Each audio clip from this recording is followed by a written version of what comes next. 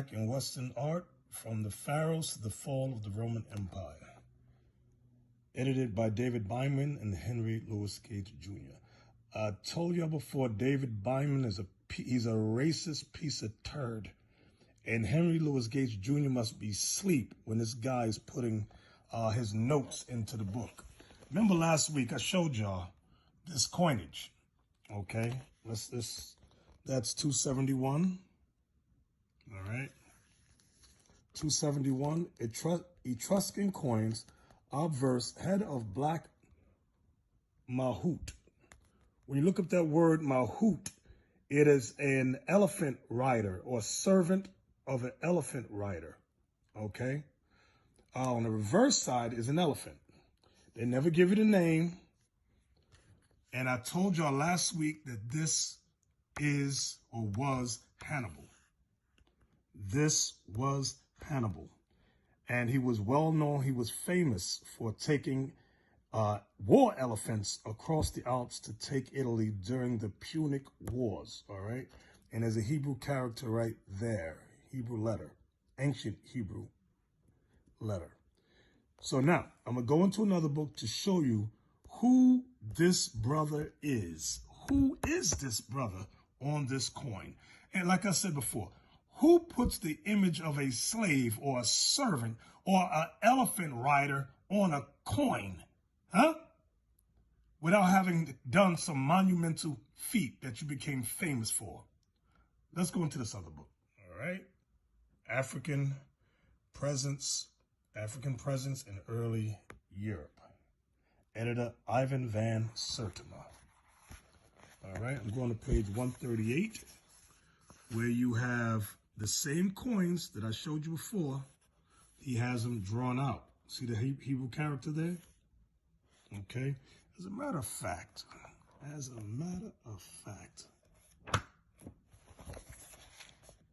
all right, just put it beside. There's the coins, the actual photos of the coins. Now, this author has drawings. All right. Let's go over. I'm on page 139. I'm going to start here at yet. Yet Snowden claims that these are representations of some of Hannibal's Mahouts, elephant riders, while other Africanist historians claim this is Hannibal himself. The Carthaginians rarely used coins or statue or stele to depict a figure not in the pantheon of gods or in the aristocratic hierarchy, and would deny a figure centrality or prominence to indicate its comparatively lower social plane of stature. We would therefore like to know which European speculator started this story about these coins representing Mahouts. You see that? So even this author knows that this is Hannibal himself. Hannibal.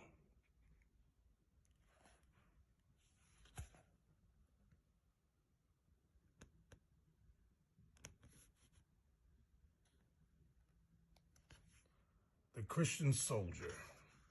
Saint Maurice of Aganeum. Today in Western Europe, this African is the principal saint in parts of France, in Switzerland, Italy, Savoy, and Spain. Laurenburg, Krakow, and Coburg have him as their title patron. He is on a coat of arms of these royal houses. Let's jump down here. The highest civilian medal of Italy, called the Sardinian Order of St. Maurice, is named after him. All right, let me just go down here. Maurice, the African Roman general, and all of his 6,000 men were black and Christian. He was ordered to a place called Aganeum, which was in present-day Switzerland. His orders from Roman Emperor Maximian was to put down a rebellion. There was nothing unusual about this assignment, since Europe or Gaul had been a concern of Rome occupational government for 3 centuries. The confusion arose after Maurice arrived. He found the rebels to be Christians who were objecting to Emperor Maximian's persecution of their fellow Christians. Maurice sent a message to the emperor saying he would not fight or kill these Christian rebels. As punishment for his refusal to fight and kill the Christians as ordered, Emperor Maximian brought another army to Aganaum and killed all of the soldiers except the very few who escaped. Maurice was killed on the spot.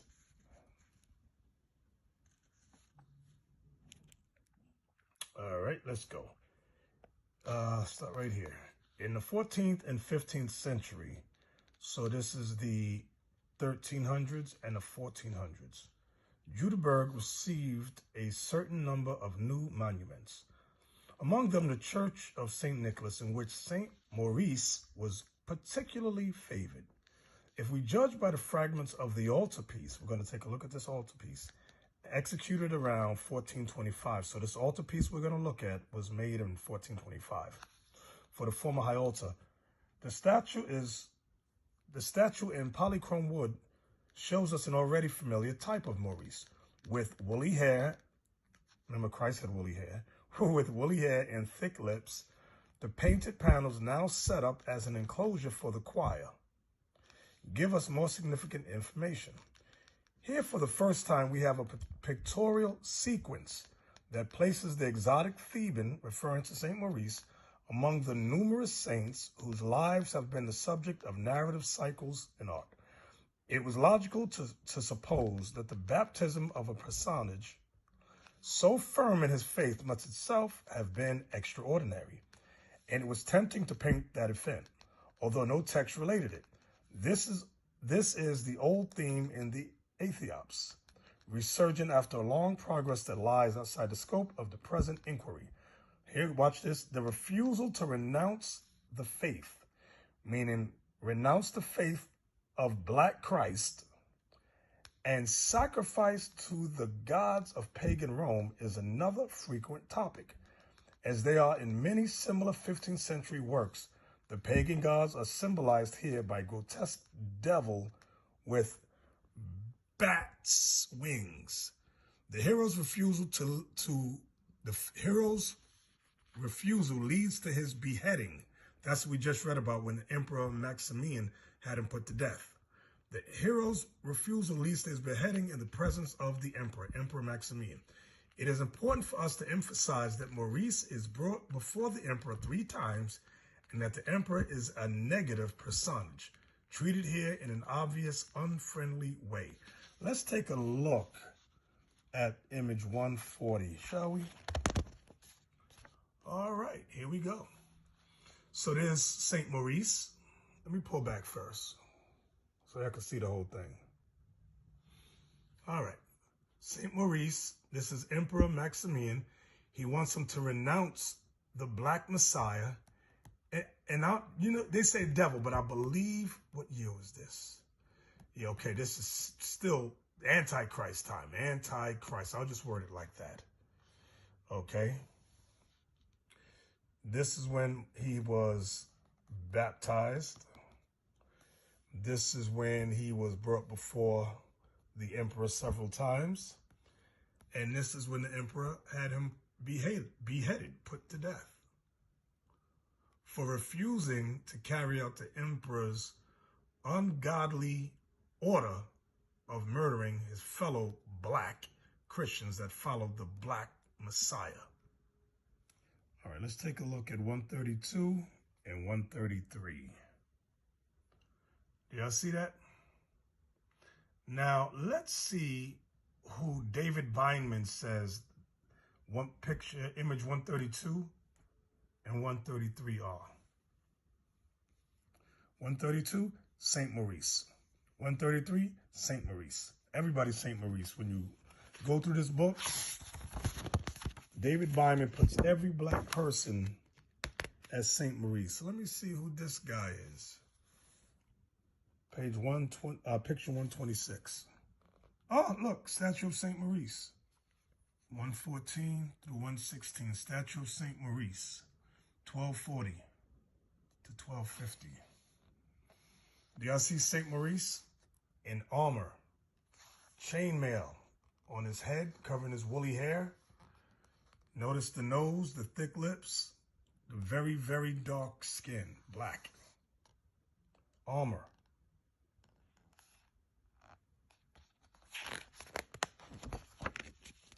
Here's a side view. Why does, see, a lot of y'all thought Christianity came up much, much later for black people. All the prophets were black.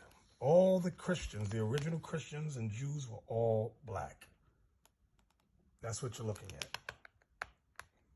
All right. Picture 146.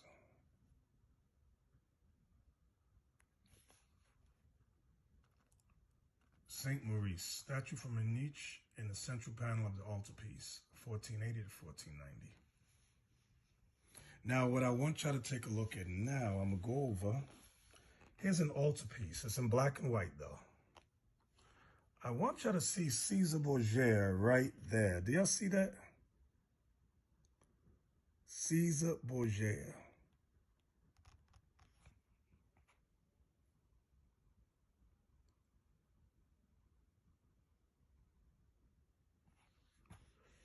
Now, let's take a look at this. I want y'all to look at these three fellows right here, black. Notice that they're black. You got three white women over here. Caesar Borgia in the middle. Three black guys here. And this is picture 145. Altarpiece of the high altar, wings closed, late 15th and early 16th century. So this is from the 1400s. Remember, it was the 1400s when this was introduced, the white Jesus. But my focus now are these three guys right here. Okay, now we got it in color. These are the same three brothers in color. I want you to see how they're dressed. These are not slaves. This is picture 153. Let's see. Jenna von, whatever. Three companions of St. Maurice. Interior of the first wing on the right of the altarpiece of the high altar, dated 1511. So these are three companions, three friends of St. Maurice. Let's get some more. 156, statue of St. Maurice. Cape and armor. Look at his face. Look at the lips. Look at the nose. This is a black man, not a slave. This was a general in the military. 157, St. Maurice and his companions. I want y'all to see all of these black men here. There's St. Maurice there, and look at all his companions. Remember, he was over 6,000 black Christian soldiers. Look in the background.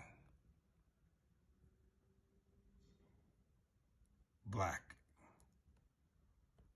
Do y'all see that?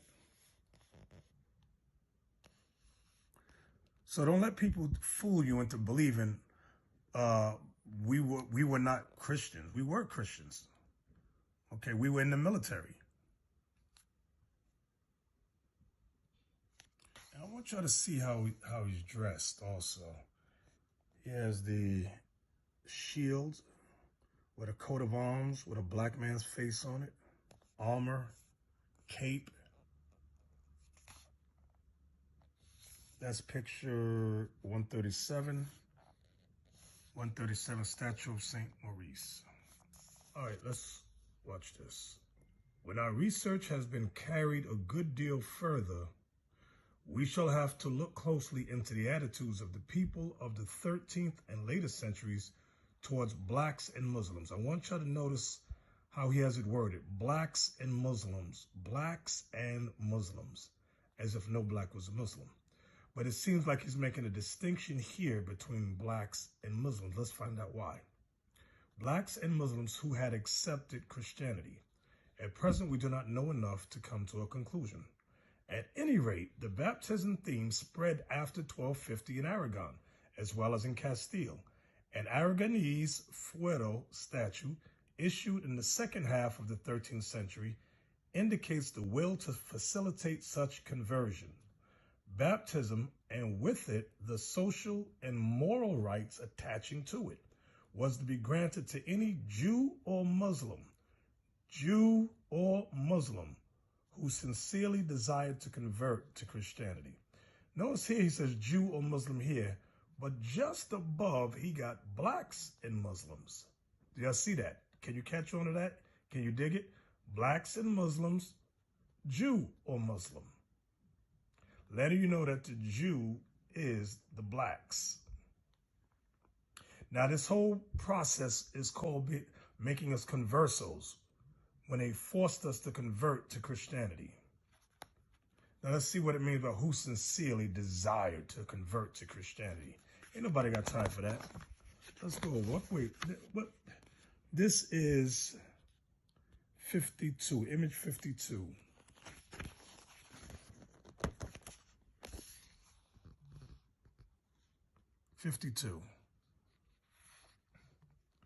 Does it look like they have a sincere desire to become Christian? You see this guy got a sword behind this, my man's head right here, and the king got a sword in front of him. This don't look like sincere conversion. This looks like forced. That's where they got the term converso. You can look it up. Then they baptized us. We became the type of Christian they wanted us to be, the kind that did not keep any commandment, the immoral kind, the kind of today. The most astonishing of these pictured strips from here has a very different bearing. It gives us a new example of the black slave, christened servitor in the text. This is the illustration of Cantiga, 186 in 6 scenes. We give here a translation of the legends that appear under each of the scenes. This is what the picture I'm about to show you is about. How a lady was asleep and her mother-in-law sent one of her Moors, one of her blacks, to dally with her. Y'all can look that word dally up. It deals with sex. Sleep around with her. How the old mother showed her son how his wife was bedded. How they went to call upon the justice and surprised the two of them sleeping.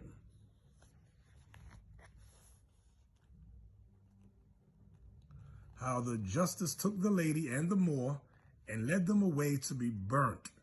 How the traitorous Moor was burnt and Our Lady protected the lady whom the fire did not touch. That's this lady with the big O and capital O and capital L is supposed to be Mary. Protected the lady whom the fire did not touch.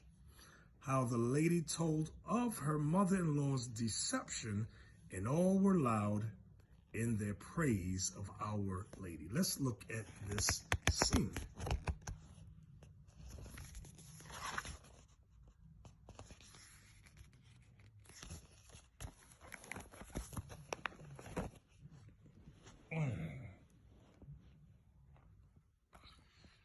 All right, here we go. Let me see if I could get in close. All right, there's the white woman sleeping. There's the mother-in-law, and there's her Moor. This Moor was her servant, her slave. Now remember, this is all a chess move to get them out of Spain.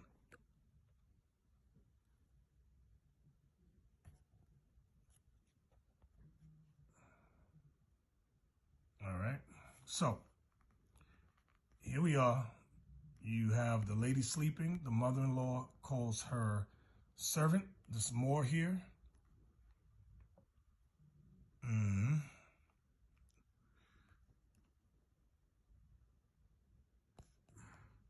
Then the mother-in-law calls her son, the son-in-law, the husband of the wife, and shows them sleeping in bed together. Then they call the justices. These were the justices. And they wake them up. All right. The mother-in-law is accusing her more of having what they call it, miscegenation, interracial relations. All right.